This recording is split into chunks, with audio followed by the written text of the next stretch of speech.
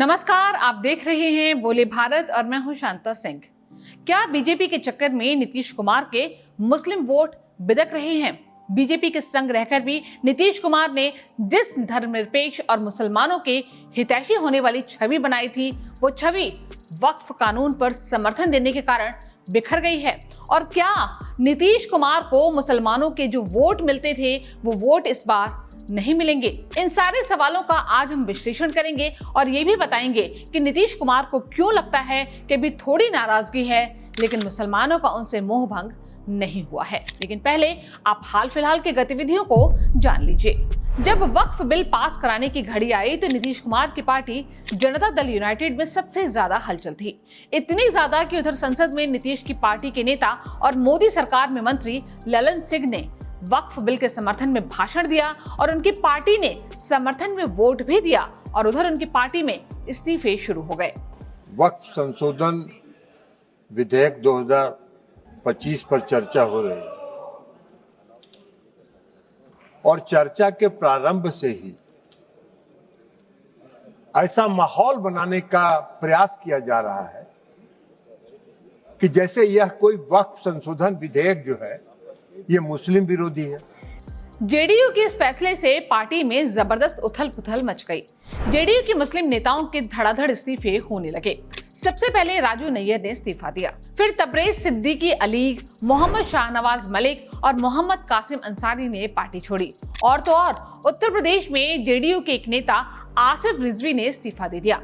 इन लगातार इस्तीफों से कहा जा रहा है कि नीतीश कुमार हिल गए हैं। ये भी माना जा रहा है कि वो मुस्लिम वोटों के लिए डैमेज कंट्रोल में लग गए हैं। इसी हड़बड़ी में कुछ दिनों पहले ही वो अचानक अपनी पार्टी के मंत्रियों के घर पहुंच गए, चाहे वो अशोक चौधरी हो या विजय चौधरी। इससे एक बात तो साफ है कि नीतीश कुमार के स्वास्थ्य को लेकर चाहे जितनी चर्चा हो, लेकिन नीतीश कुमार अपनी चौधराहट को लेकर इतने सतर्क हैं कि वो अपने दो चौधरियों के घर का चक्कर लगाए। हालांकि पटना के राजनीतिक सर्कल में यही चर्चा भी छिड़ी कि नीतीश बाबू अपनी पार्टी के कोटे वाले मंत्रियों के घरों पर ही गए, बीजेपी वालों के घर नहीं। लेकिन आज ये विमर्श का मुद्दा नहीं है। विमर्श का मुद्दा ये है कि क्या नीतीश कुमार को मुस्लिम वोट नहीं मिलेंगे और उसी मुस्लिम वोट को लेकर उनकी छटपटाहट बढ़ रही है। नीतीश कुमार का ये डर सिर्फ काल्पनिक है या वास्तविकता भी इसमें है, ये सवाल भी काफी अहम है। वैसे देखा जाए तो नीतीश कुमार की चिंता पार्टी के नेताओं के इस्तीफे ने बाद में बढ़ाई। पहले तो कई मुस्लिम संगठनों ने उनकी इफ्तार पार्टी का बहिष्कार करके ही उन्हें संदेश दे दिया कि वो नीतीश बाबू की इस राजनीति से बिल्कुल भी खुश नहीं है। All India Muslim personal law board, इमारत शरिया, जमीयत उलमा-ए हिंद समेत 8 प्रमुख मुस्लिम संगठनों ने नीतीश कुमार की इफ्तार पार्टी का बहिष्कार किया था।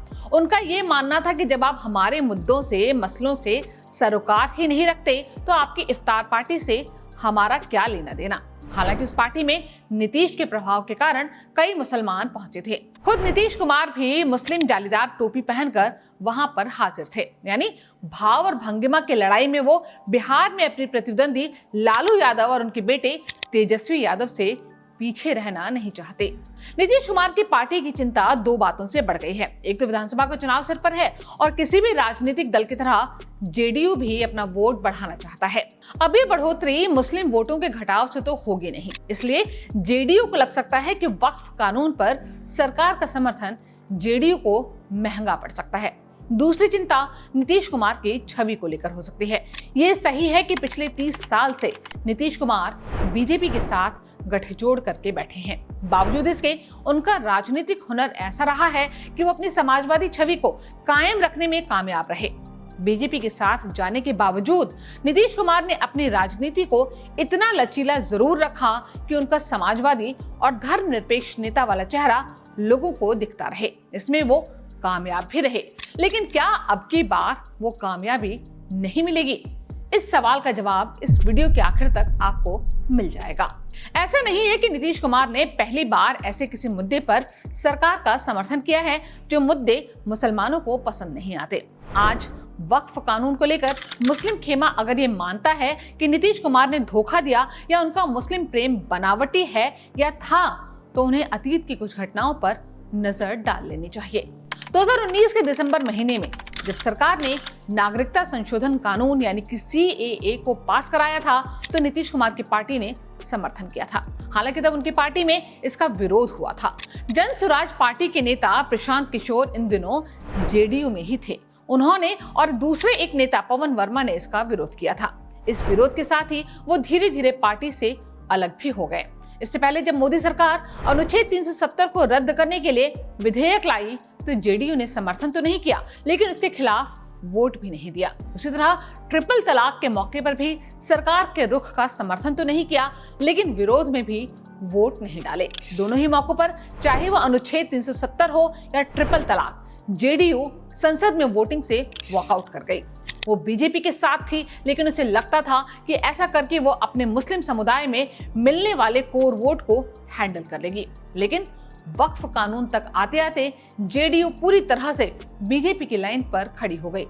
ना वक्फ बोर्ड की परिभाषा पर वो बीजेपी से अलग दिखी और ना ही विपक्ष के हमले पर बीजेपी की भाषा से वो अलग दिखी। इसलिए सवाल उठा कि क्या नीतीश कुमार को मुस्लिम वोटों की चिंता नहीं है या फिर नीतीश कुमार के खराब सेहत के कारण उनकी पार्टी के कुछ प्रमुख नेताओं ने अपनी मर्जी चली, जिसमें केंद्रीय पंचायती राज मंत्री ललन सिंह और JDU के कार्यकारी अध्यक्ष संजय झा हैं। और इन नेताओं की बातों से अक्सर यही ध्वनि निकलती है कि मुसलमान तो उन्हें वोट देते ही नहीं हैं।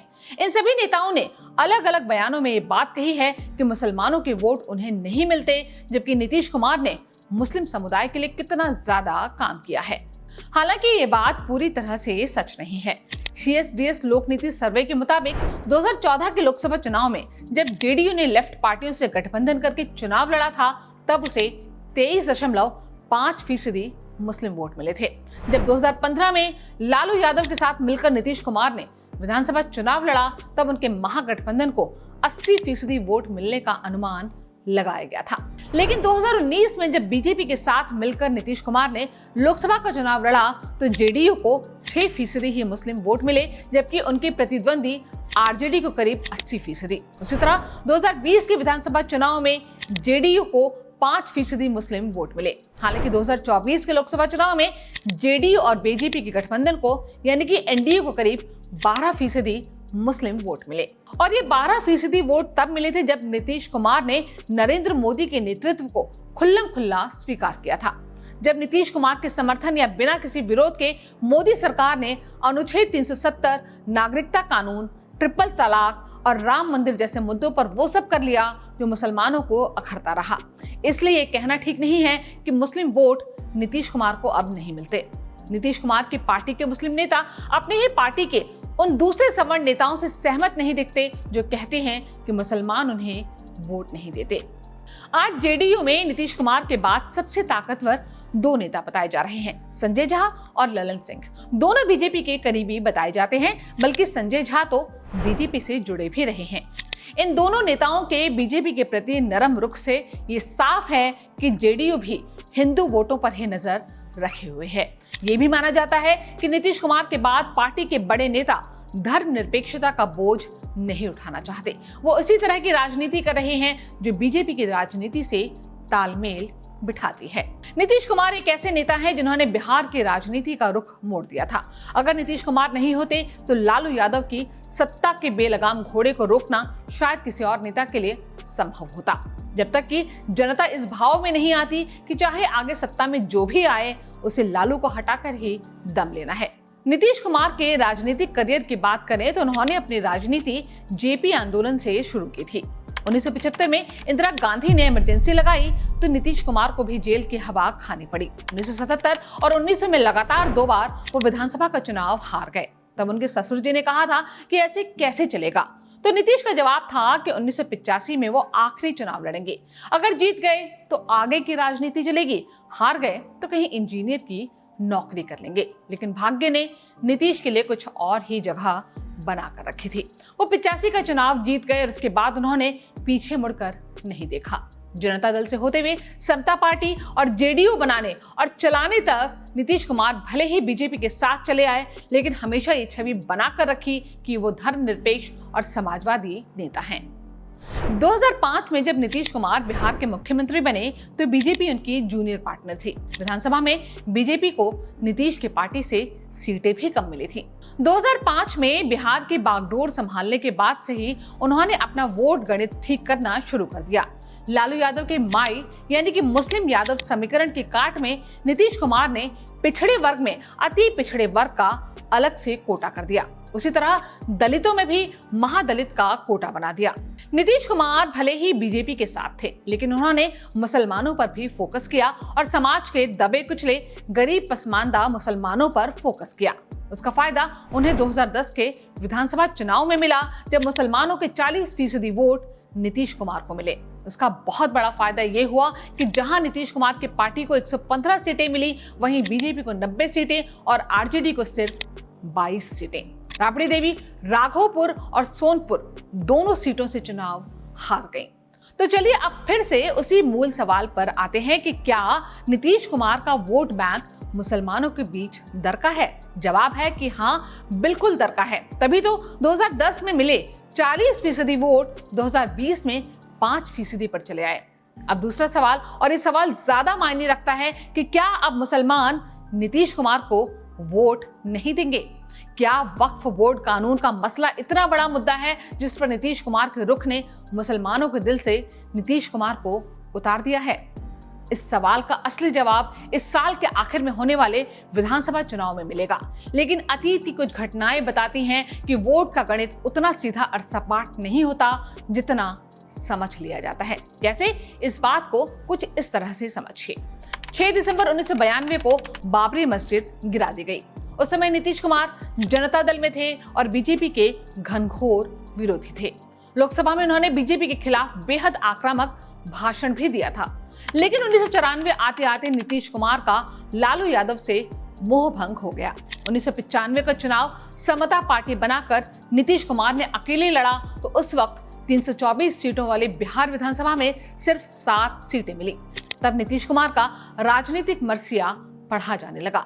लेकिन जॉर्ज फर्नांडिस के साथ मिलकर नीतीश कुमार ने 1996 का चुनाव बीजेपी के साथ गठबंधन करके लड़ा। उस चुनाव में नीतीश को कामयाबी मिली और बीजेपी को भी। धीरे धीरे नीतीश की अगुवाई में बिहार में जेडीयू बीजेपी का गठबंधन रंग दिखाने लगा। उसका असर बढ़ता गया। अब एक चीज और देखिए कि बीजेपी के साथ नीतीश कुमार का प्रभाव और रुतबा बढ़ता गया, साथ ही मुसलमानों में, खासकर पसमानदा मुसलमानों में उनकी धाक भी बढ़ती गई। ये सब तब हुआ जब बाबरी मस्जिद विध्वंस के साए में नीतीश कुमार ने बीजेपी से गठबंधन किया था।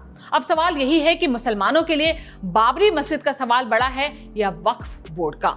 इस सवाल के जवाब से ही तय होगा कि 2025 के चुनाव में मुसलमान नीतीश कुमार की इफ्तार पार्टी में पहनी जालीदार टोपी का मान रखेंगे या नहीं। बोले भारत में आज इतना ही। जल्द मुलाकात होगी एक और नए वीडियो के साथ। तब तक के लिए नमस्कार।